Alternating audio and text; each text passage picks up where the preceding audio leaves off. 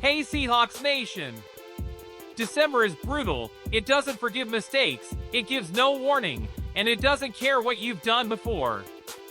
This is the month when quiet decisions come due, sometimes at the most painful possible moment. And what's happening in Seattle right now isn't a routine late-season tweak, it's not a minor detail, and it's definitely not random. Something is being built under maximum pressure, and every decision from here on carries real consequences. If you understand that now, you understand this team's future. If you ignore it, you'll only realize it when there's no time left to fix anything. If you click away from this video right now, you're missing the exact moment when everything starts to truly matter. Before we go on, let me say something important. We just hit 2,000 subscribers on this channel. That's not a number, that's people who live and breathe this team. That only happens because the 12s are different. So thank you, genuinely. And stick with me until the end, because what comes next completely changes how you look at the Seahawks team. This week started differently in Seattle. Because of the holiday, there was no official practice on the schedule, but the injury report released the day before said more through what wasn't on it than what was. Late in the season, coming off a physical, intense, grinding Thursday night football game, the Seahawks listed just 6 players. That alone turns heads. No major surprises, no new drama, no last-second emergencies. In December, when bodies are heavy and the schedule starts collecting its debt, that's gold. Some key names like A.J. Barner, Abraham Lucas, Jarran Reed, and Cody White showed up with minor limitations, but all were full participants. In real terms, that means no real risk for Sunday. When a team reaches this point on the calendar with its core players practicing normally, the message is clear, workload is being managed, there's a plan, and the medical staff is doing exactly what it's supposed to do.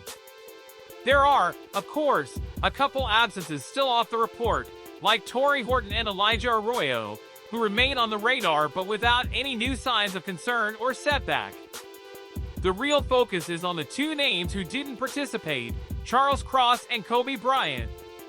In Cross's case, there's no surprise. The injury he suffered against the Colts came with a 2 to 4 week timeline, and this Sunday marks exactly 2 weeks since it happened, right in line with expectations. Rushing him back now, especially with a hamstring, would basically be asking for a setback. Especially when Josh Jones held his own against the Rams and didn't disrupt the offense. This kind of decision usually gets criticized when it fails, but almost never gets praised when it works. Here, everything points to the call being smart, responsible, and made with the bigger picture in mind, not just one game or short-term optics. Kobe Bryant draws a bit more attention.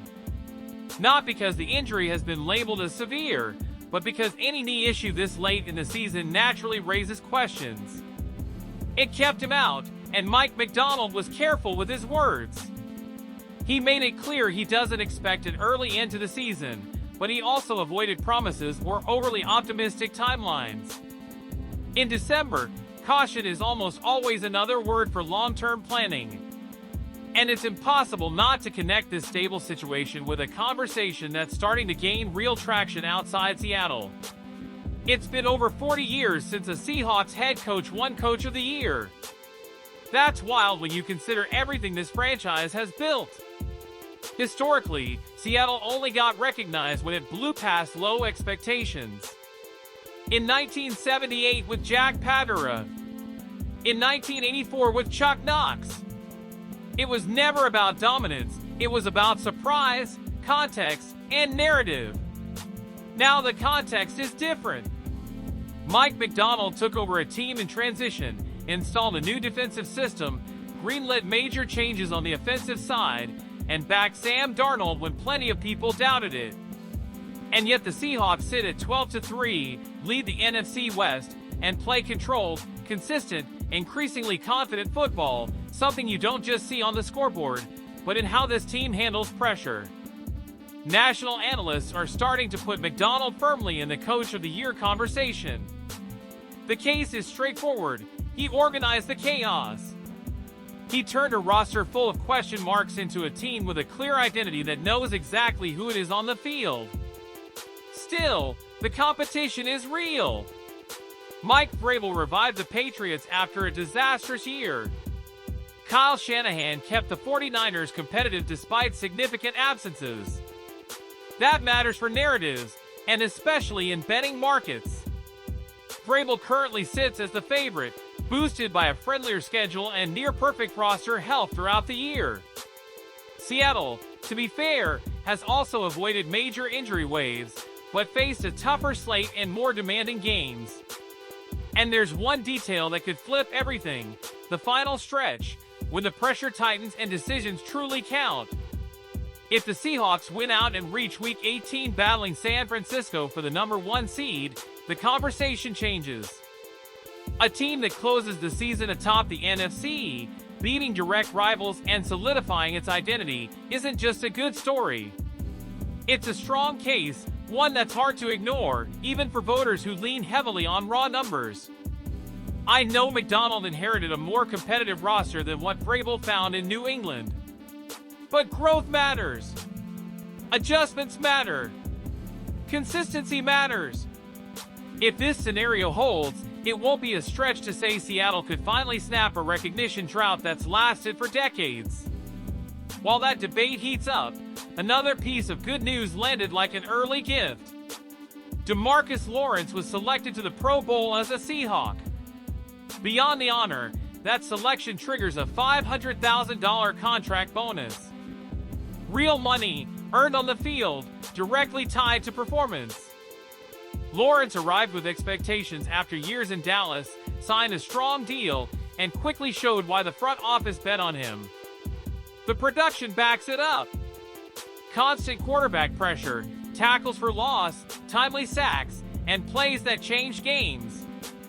There was even a game where he turned 2 fumbles into touchdowns, an extremely rare feat for a defender, earning public praise from McDonald and reinforcing his value in the locker room.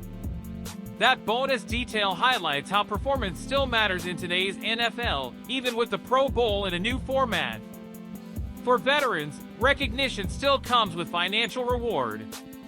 Alongside Lawrence, names like Sam Darnold, Jackson Smith-Njigba, Leonard Williams, Devin Witherspoon, and Rashid Shaheed also made the list, underscoring the depth, balance, and overall level of this roster.